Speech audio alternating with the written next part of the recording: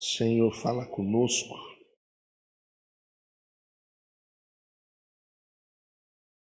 Usa a minha vida, manifesta teu poder neste lugar, em nome do Senhor Jesus Cristo, para a glória, a honra e o louvor do teu santo, bendito e poderoso nome. Lucas 7:1. Glória a Deus.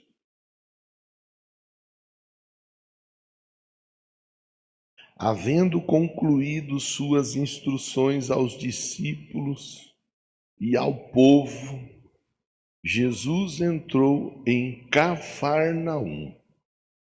O servo de um centurião, a quem este muito estimava, estava doente à beira da morte.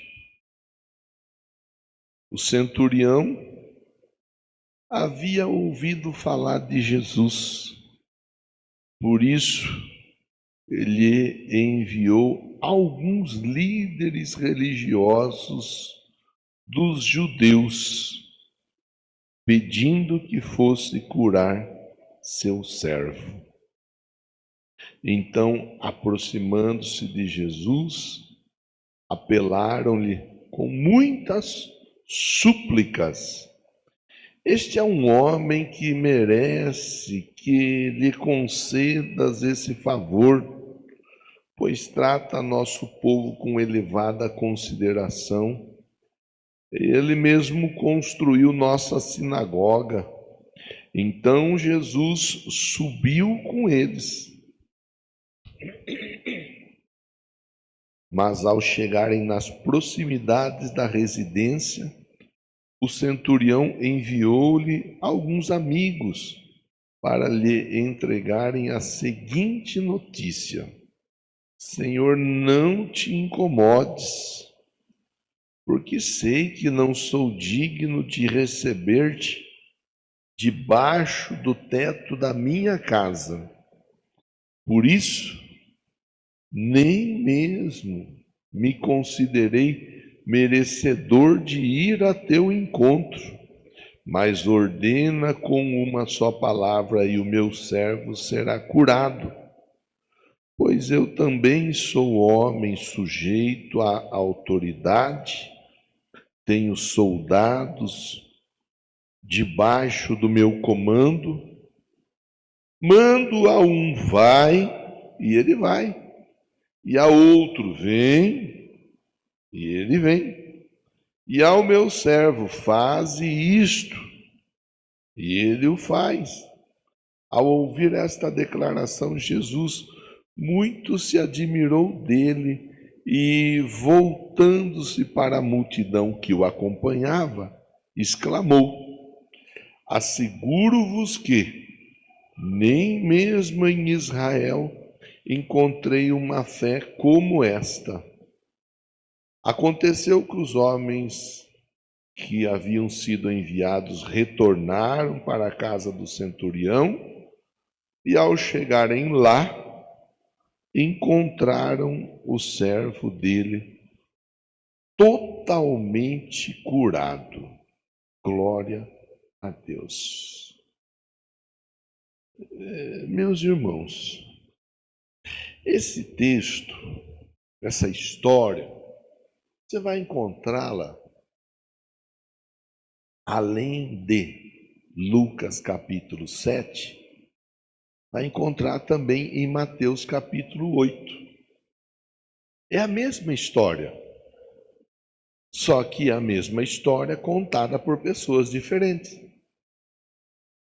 A forma como o Mateus narra a história, você vai entender que o próprio centurião foi conversar com Jesus. A forma como o Lucas narra, nós vamos ver que pessoas enviadas pelo centurião foram conversar com Jesus. Centurião era um chefe de 100. Ele cuidava de grupos de 100 pessoas. E esse centurião, ele era alguém que tinha uma pessoa muito querida dele. O texto, inclusive, fala disso. Uma pessoa muito querida que acaba adoecendo. Mas não é um adoecimento simples. A forma como é retratado tanto em um quanto em outro evangelho é que é algo grave, que está a ponto de morrer. E esse centurião, ele se posiciona, procurando em Jesus a resposta. Se você fizer a leitura de Mateus, você vai ver que em Mateus é dado o destaque da autoridade espiritual. Então, o centurião, debaixo da visão do Mateus, ele valoriza o comportamento do centurião diante da autoridade espiritual de Jesus. Já o Lucas ele vai valorizar a humildade desse centurião diante de Jesus. Ele era um centurião, ele era um líder, ele era uma pessoa importante, ele era uma pessoa conhecida. Até mesmo o texto, ele apresenta o fato de, em algum momento, aquele centurião ter ajudado a construir a sinagoga. A sinagoga era o lugar onde os judeus se reuniam, na prática do judaísmo. Então, esse centurião, ele é alguém que era uma boa pessoa. Tanto que você faz a leitura e você percebe as pessoas, elas dizendo assim, olha, ele é uma pessoa tão boa, ele merece isso. Eu acho importante nós separarmos na nossa conversa o merecimento de algo com o merecimento da salvação. Nós não misturarmos estação. Por quê? Salvação ninguém merece. Mas a Bíblia diz, é pela graça que vocês são salvos mediante a fé, e isso não vem de vós, é dom de Deus, não por obras para que ninguém se glorie. Então, a salvação é graça. E o que é graça, pastor? Graça significa exatamente aquilo que nós merecíamos receber, que era condenação, porque nós pecamos, nós erramos. Então, a condenação, a pena para o pecado é a morte. Então, nós merecíamos morrer, mas a graça, ela faz com que nós não morramos. Pelo contrário, quem morre em nosso lugar é o próprio Jesus. Então, nós merecíamos condenação, mas nós fomos perdoados. Jesus não merecia morrer, mas ele morre em nosso lugar. Isso é o favor, isso é a graça, isso é a bondade de Deus sobre a nossa vida. Fala para quem está pertinho de você assim, ó, você não merecia, mas Jesus morreu por você, porque ele ama você. Do jeito que você é, assim mesmo. Viu? Ele ama você. Isso aí é uma verdade que nós precisamos entender.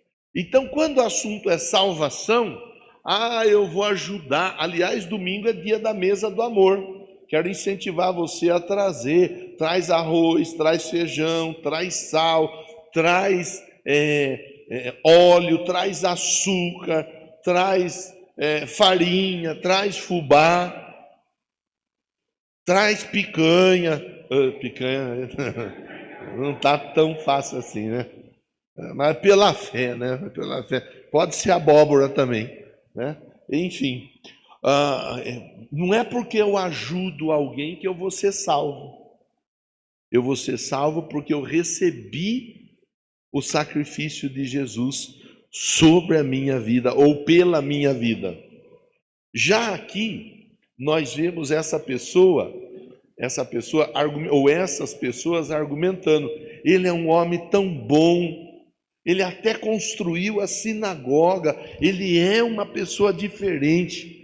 Aqui nós estamos vendo uma resposta, a resposta momentânea, a resposta temporária, a resposta para o agora, para o hoje, para o já, que é importante eu e você entendermos isso daí, entendermos como é bom e é legal quando alguém se comporta de uma maneira boa com outras pessoas, que nós vamos agindo de maneira bondosa na vida de alguém e isso vai sendo acumulado sobre a nossa vida como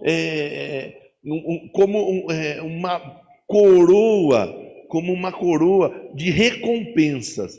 Então, quando você faz o bem para alguém, você não perde nada. Às vezes a pessoa que você fez o bem a ela, ela nem agradece. Eu estou acostumado a ver isso daí. Você ajuda a pessoa, você faz pela pessoa, você colabora na vida da pessoa da melhor forma possível. A pessoa nem obrigada ela fala. Não tem problema. Não deixemos de fazer o bem, porque Deus sempre usa esse tipo de situação para responder em nossa vida com sinais pontuais dia após dia. Então, duas situações distintas. Primeira, salvação pela graça. Segunda situação, milagres que vêm a partir de ações que nós desenvolvemos, a partir de sementes que nós plantamos. Então, a partir do momento que nós vamos plantando sementes, pessoas vão sendo usadas por Deus para nos abençoar. Diga amém e diga graças a Deus. Não perca a oportunidade de fazer o bem, tá? Então, a introdução nos convida a pensar exatamente isso daí.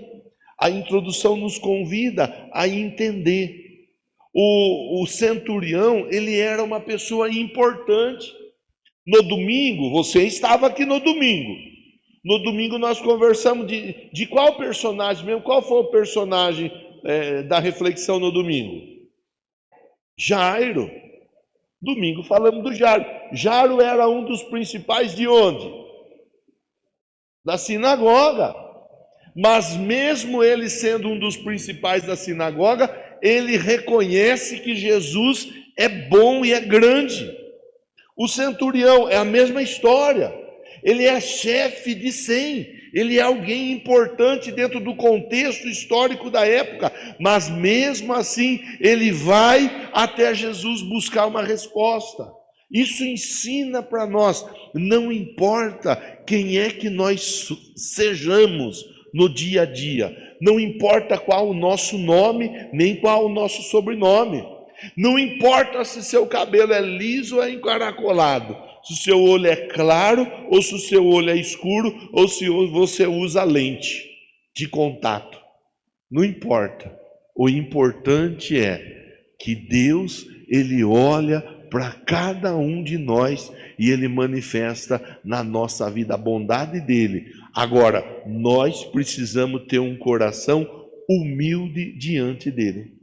Esse é o ponto-chave da nossa reflexão. E é a partir daqui que eu vou desenrolar a conversa com você. Gosta de anotar? Então anota, porque eu vou passar pontos para você apenas para te dar o subsídio para você pensar melhor depois na sua casa. A pessoa que é orgulhosa, a pessoa que acha que é boa, a pessoa que acha que não precisa de nada, nem de ninguém, essa pessoa geralmente ela perde.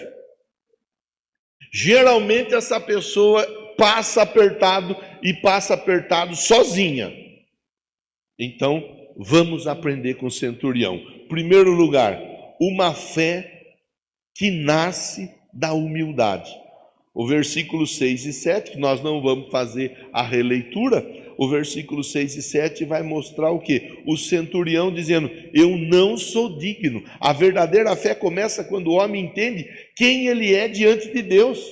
Eu falei hoje de manhã, inclusive, com os irmãos, eu fico impressionado como tem pessoa que fala assim: ó Deus, é o seguinte, eu fiz isso, eu fiz aquilo, o Senhor vai ter que me abençoar. Deus não tem que abençoar ninguém. Quem somos nós para dizer o que Deus tem que fazer ou não tem? Ele é Deus.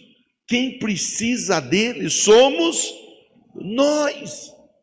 E nós não podemos cair nessa armadilha que é preparada todos os dias, que incentiva as pessoas hoje em dia, inclusive, a não respeitar Deus, a não respeitar a grandeza de Deus, a não respeitar a soberania de Deus. Jesus, o Filho de Deus, o primogênito, quando ele estava no Getsêmani, sofrendo, derramando sangue, tamanha dor que ele estava sentindo, ele fala o quê? Pai, se for possível, passa de mim esse cálice. Todavia o quê?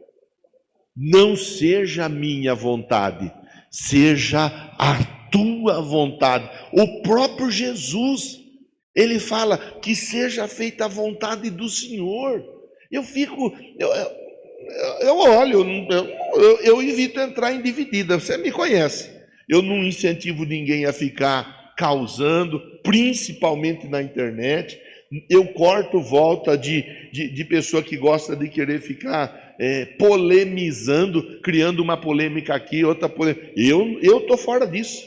Eu não tenho tempo para perder com polêmica. Se for para perder tempo com polêmica, eu vou ver vídeo para pegar no pé dos palmeirenses.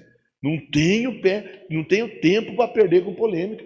Tem gente que gosta de ficar ali, e polêmica daqui, polêmica dali, polêmica de lá. A verdadeira fé começa quando o homem entende quem ele é e quem Deus é. Deus, ele é Senhor. Deus, ele é Salvador. Deus, ele é poderoso. Deus, ele é justo. Deus, ele é grande. Deus, ele é misericordioso. E ele está aqui nessa noite olhando para você. Irmão, vamos, assim ó, com todo o respeito do mundo, até porque eu moro dentro da igreja. Mas vamos combinar. Estamos no principal bairro da cidade, sim ou não? Para mim, sim. Mas eu sei que nós não estamos no principal bairro da cidade. Estamos junto com as principais autoridades da cidade aqui, sim ou não? Não, nós não estamos. Se tem alguém, está se escondendo aí, de medo que eu peça alguma ajuda. Não tem, nós não estamos. Não estamos. Agora, irmão, vamos falar a verdade? O nosso templo é o mais bonito da cidade, sim ou não? Sim ou não? Pode falar, não é pecado falar que não. Não é o mais bonito da cidade. Quem sabe um dia venha a ser. Hoje não é. Hoje não é. Agora, mesmo nós estando num dos bairros mais cheios de situações adversas da cidade, mesmo nós estando em um tempo que não é dos mais bonitos da cidade, mesmo nós estando reunidos com um grupo de pessoas que não são as mais significativas da cidade, ainda assim, Jesus está aqui. Você vê? Quer dizer, os homens, às vezes, eles escolhem com quem eles vão estar. Tem gente que escolhe a pessoa, escolhe o amigo, escolhe se tem uma roupa legal, um carro legal, uma casa legal, escolhe se tem piscina na casa para ser amigo. Os homens escolhem perto de quem eles querem estar. Jesus, ele simplesmente, ele está com aqueles que estão com o coração quebrantado diante dele. Se o seu coração nessa noite está quebrantado, se você veio para cá nessa noite com um desejo de se encontrar com Jesus, eu tenho uma boa notícia para te dar. Jesus está aqui E Ele está falando com você através da minha vida. É uma verdade, isso é uma verdade. Agora, olhe, só a título de contribuição, estamos numa escola de fé. Samuel, vamos trabalhar, Samuel. Tiago 4,6, aí eu leio junto com o pessoal aqui. Eu tenho aqui, mas eu prefiro ler aqui daí. Tiago 4,6. Vamos embora.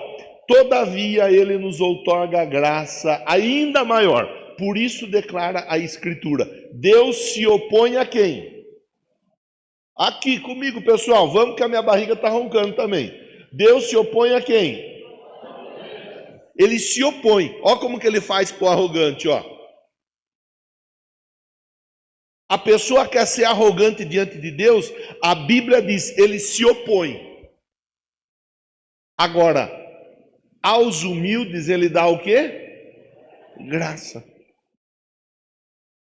Aí é caso para a gente pensar. Outro versículo, Provérbios 22, 4. Provérbios 22, 4.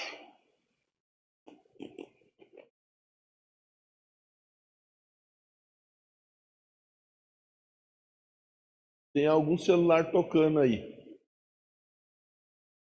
A recompensa ao temor do Senhor e ao comportamento humilde. Olha, vamos ler de novo.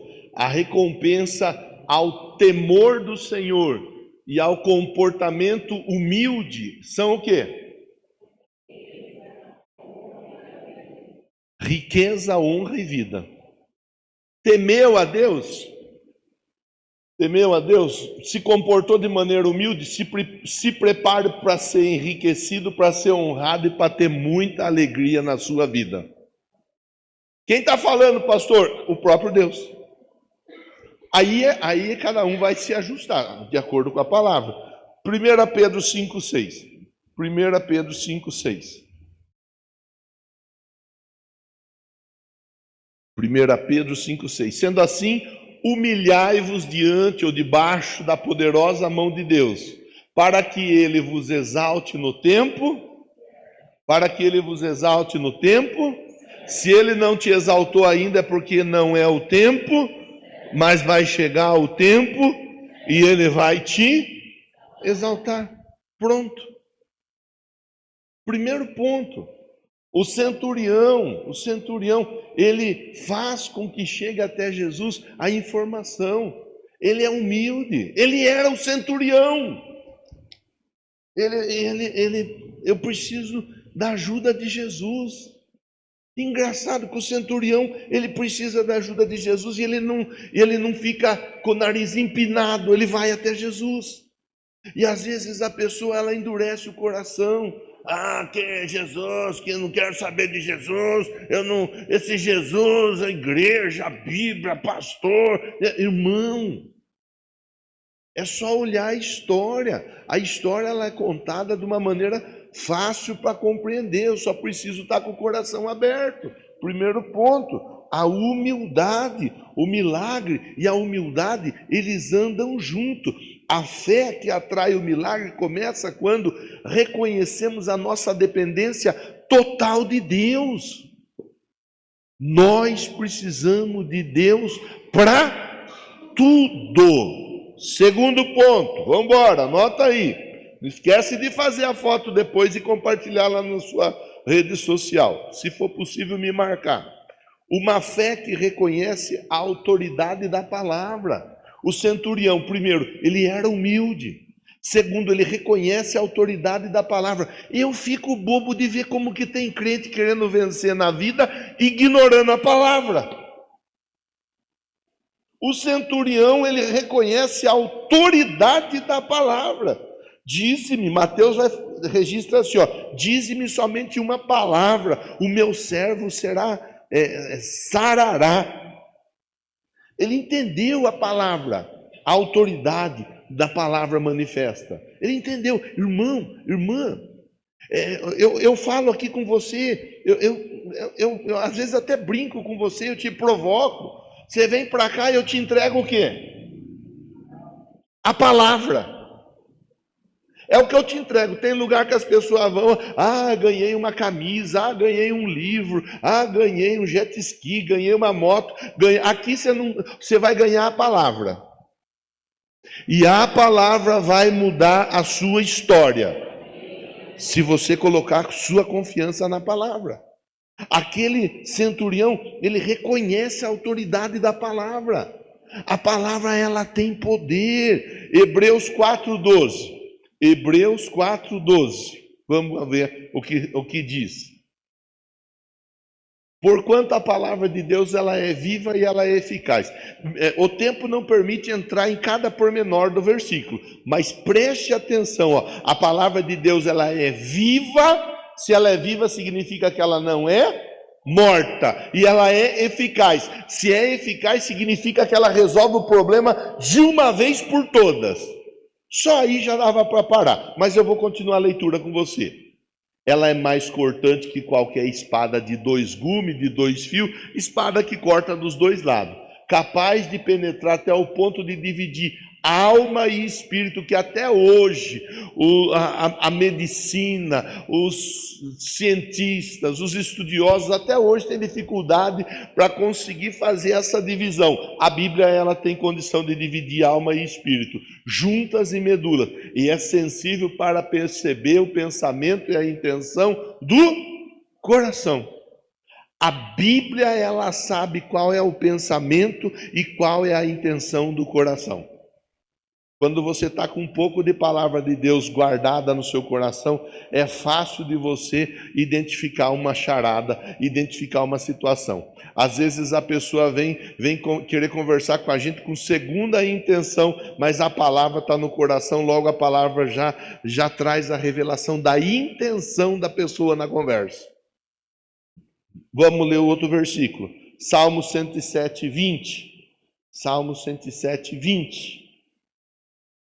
Enviou a sua palavra para curá-los, para salvá-los de sua extinção. Enviou a sua palavra para quê? Olha, enviou a palavra. Para quê? Para curar. Para curar. Enviou a sua palavra para curá-los,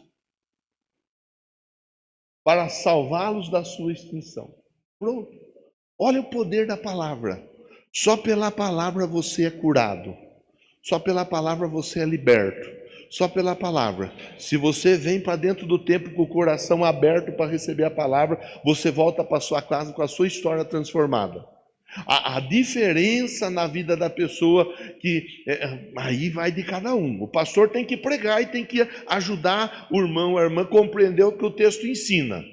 O irmão, a irmã tem que vir para a igreja com a vontade, com o desejo, com a necessidade, com a busca de ouvir a palavra, de agarrar a palavra e levar a palavra para casa, colocar a palavra em prática. Primeiro ponto, humildade. Segundo ponto, a autoridade da palavra. Isaías 55:11. Isaías 55:11. Assim também acontece com a palavra que sai da minha boca. Ela não voltará para mim vazia, mas ela realizará toda a obra que desejo e atingirá o propósito para o qual eu a enviei. Se Deus liberou a palavra vai se cumprir. Se foi Deus que falou, está falado. O problema, eu sei que não é com você, mas o problema é que hoje em dia a palavra, ela não é suficiente. Você tem que entregar a palavra, mas você tem que entregar mais isso, mais aquilo, você tem que entregar um espetáculo. A palavra não resolve. Então, se você não entregar o espetáculo, a pessoa não agarra a palavra. Se você entregar o espetáculo, pode ser que a pessoa agarre a palavra. Esse que é um problema nos dias de hoje. O problema é esse. As pessoas, elas têm aberto mão da palavra. A autoridade da palavra. O que muda a vida de uma pessoa é a palavra. Não tem outra conversa. Não tem outra. É a palavra. Vamos para o terceiro e último ponto da nossa reflexão. Uma fé que atrai milagres para dentro de casa. Outra situação importante para nós olharmos. O exemplo do centurião. Primeiro, ele é humilde para buscar em Jesus a resposta. Segundo, ele acredita na autoridade da palavra. Terceiro, ele atrai o milagre para dentro da casa dele. Olha que coisa tremenda isso daí. Essa semana que passou nós finalizamos com as células. Entramos em férias, agora só o ano que vem. Eu quero aproveitar até o gancho e falar para você que não esteve em célula esse ano, se organize. Pastor, eu queria tanto uma célula na minha casa, me procura. Nós vamos nos organizar e montar uma célula na sua casa. Pastor, eu queria tanto ser um líder de célula, me procura. Vamos treinar você para ser um líder de célula. Pastor, eu gostaria tanto de ser alguém ali para ajudar, para participar, para me envolver. Irmão, irmã, olha o exemplo desse centurião. Ele fala assim, ó, maravilhoso Jesus, porque ele fala, se o Senhor só mandar a palavra já é o suficiente. O milagre, ele não foi para o templo para buscar o milagre. Não estou dizendo com isso que não é importante nós irmos ao templo. Mas ele entendeu, o servo dele não estava legal. Então o milagre não aconteceu no templo, não aconteceu na sinagoga. O milagre não aconteceu num encontro pessoal com Jesus. Ele valorizou a casa dele. Se mandar a palavra na minha casa, resolve. A palavra, é isso que a igreja de hoje, aí o pastor fala, mas o pastor muitas vezes é mal compreendido. Porque às vezes a pessoa, às vezes de maldade, às vezes por não entender a conversa como um todo. A igreja, e eu dou glória a Deus porque essa igreja trabalha no templo e nas casas. A igreja em células, ela tem um poder tremendo, porque ela leva para dentro da nossa casa aquilo que há de mais tremendo, que é a manifestação de Deus. A manifestação de Deus, você levar para a sua casa, levar para a sua família a bênção de Deus. Tem gente que é crente, mas a pessoa só é crente no templo. Aí eu já vi, ninguém me contou.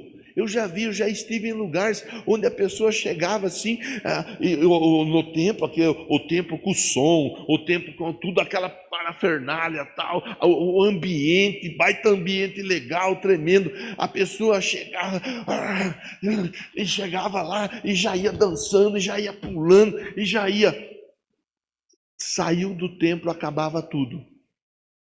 Por quê? Porque ali dentro do templo, dentro daquele espaço, dentro daquele movimento, alguma coisa desenvolvia algum tipo de hormônio, a dopamina, na verdade, sendo desenvolvida na mente daquela pessoa, fazendo com que ela se sinta tremendamente agradável dentro daquele espaço. Mas saiu dali e acabou. Saiu dali, não leva milagre para casa, não leva resposta para casa. Saiu dali, dentro de casa tanto faz, dentro do trabalho tanto faz, no ambiente do esporte, do lazer tanto faz. Aí é o crente, mas é o crente de templo. Ele é aquele crente somente de templo, que começa o culto, e quando começa o culto ele entra no modo crente de templo. E quando acaba o culto, ele sai do modo crente de templo. Ele volta para o modo normal. Você já colocou seu telefone no modo silencioso alguma vez? Quem já colocou o telefone no modo silencioso? Não vibra então, só para vibrar o telefone. Alguém já colocou? Então, tem crente que é assim. Ele entra no modo templo. Aí no modo templo, ele cultua, ele adora, ele treme, chora até dentro do templo. Mas saiu de dentro do templo, até palavrão ele fala. Saiu de dentro do templo, se alguém está na frente dele, dá um soco na cara. Saiu de dentro do templo, pronto, acabou. Por quê? Ele estava no modo templo. Saiu do modo templo, entrou no modo mundo. Esse centurião, ele ensina, ele tem testemunho para contar. O milagre aconteceu na minha casa. Mas por quê? Porque eu simplesmente acreditei no poder da palavra. Se liberar a palavra, o milagre acontece. Então, quando eu acredito, eu agarro a palavra, quando eu sou humilde o suficiente para receber a bênção de Deus sobre a minha vida, não importa o lugar onde eu esteja, porque a palavra vai até aquele lugar, ela muda a história, ela transforma e ela promove um grande avivamento. É isso que nós, e é para isso que Deus trouxe todos nós aqui nessa noite, para nos ensinar a valorizar isso daí, valorizar o templo. Quarta-feira é dia de vir para o templo. Vou para o templo com alegria. Vou cantar, vou pular, vou dançar. Tem uma música que fala assim, né? DJ, não sei o que lá. Eu junto com a galera, vou pular. E assim vai. Venho para o templo, vou fazer festa. Sair do templo na minha casa é festa também. Porque Deus vai comigo para a minha casa. Entrei na minha empresa, Jesus está ali comigo na minha empresa. Estou no trânsito, Jesus está comigo. E onde quer que eu esteja, Jesus, o meu amigo, ele me acompanha. É levar a bênção para casa. Fala para quem está pertinho de você. É levar a bênção para casa.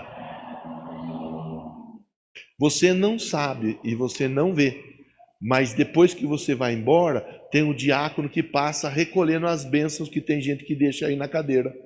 Sabia? Tem diácono que está aí só para isso. Acabou, os irmãos vão embora, o diácono passa recolhendo. A bênção do irmão tal, ele largou aqui na cadeira. Aí ele traz e deixa tudo aqui no altar.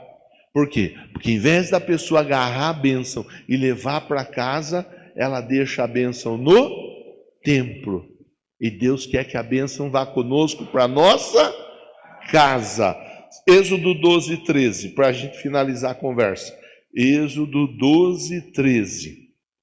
Vamos ver o que fala da casa. O sangue, porém, será para vós um sinal nas casas em que estiverdes. Quando eu vir o sangue, passarei adiante, a praga da destruição não vos atingirá, quando eu ferir o Egito. Lá atrás, o sangue do animal. Hoje, o sangue de Jesus na nossa casa. Aleluia. Outro texto, Salmo 128, verso 1, verso 2 e verso 3. Vamos ler. Salmo 128, 1. Bem-aventurado aquele que teme o Senhor, busca andar em seus caminhos. Olha só, quem teme o Senhor e procura andar no seu caminho, comerás do fruto do teu trabalho. Ou seja, não vai viver de favor, não vai viver das bolsas tantas que o nosso país, por exemplo, oferece. A pessoa que teme o Senhor e anda no seu caminho, come do fruto do seu trabalho. Ele será o quê? Feliz, e será também próspero. Que mais? A sua esposa será como uma videira frutífera em sua casa. Seus filhos serão como brotos de oliveira ao redor da sua mesa. Irmão, irmã, a bênção de Deus, ela é para ir conosco para a nossa casa. Esse é o nosso desafio.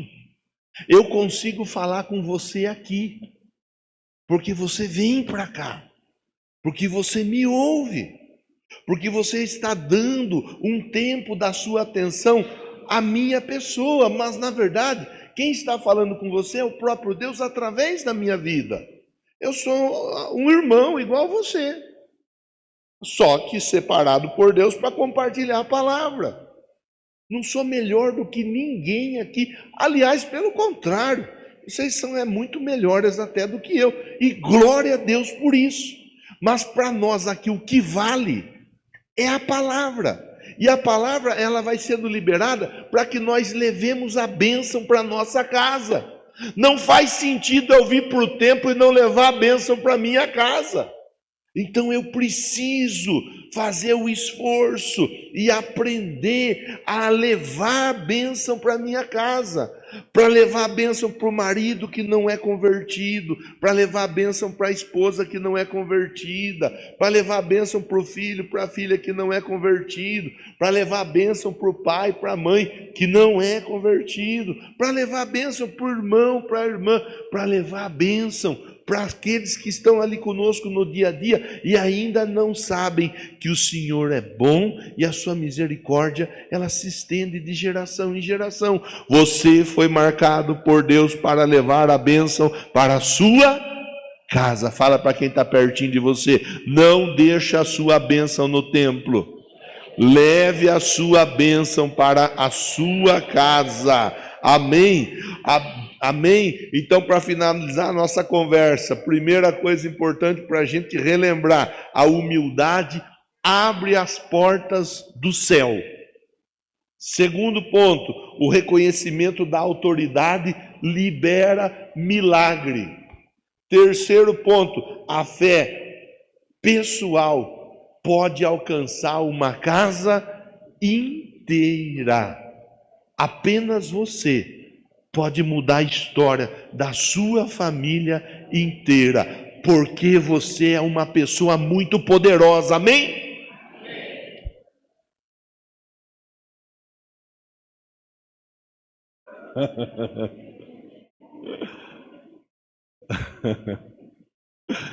É você que é poderoso, é? Pensei que fosse Jesus. Porque você é a ferramenta usada por Jesus. Vamos ficar em pé.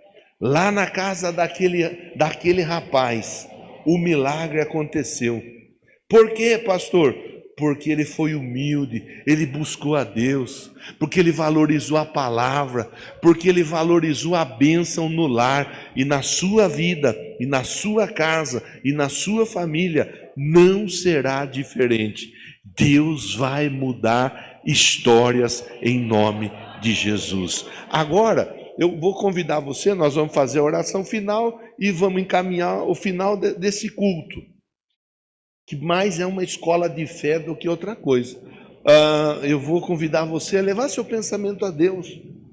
Talvez você traz para cá hoje questões dentro do seu coração. Talvez existem situações que você gostaria tanto que acontecesse. Talvez tenha situações que tenham te entristecido. Converse com Deus, fala: Deus, olha, eu ouvi o que o pastor falou, eu entendi tudo que o pastor falou. Primeiro eu tenho que ser humilde, e eu estou buscando no Senhor a minha resposta. Segundo, que eu devo valorizar a palavra, e eu estou colocando toda a minha confiança nessa palavra. Terceiro, que a bênção é para ser levada para minha casa, e eu não vou ficar com isso que eu recebi aqui, apenas nesse lugar. Por onde eu passar, eu vou levar essa bênção, principalmente para a minha casa.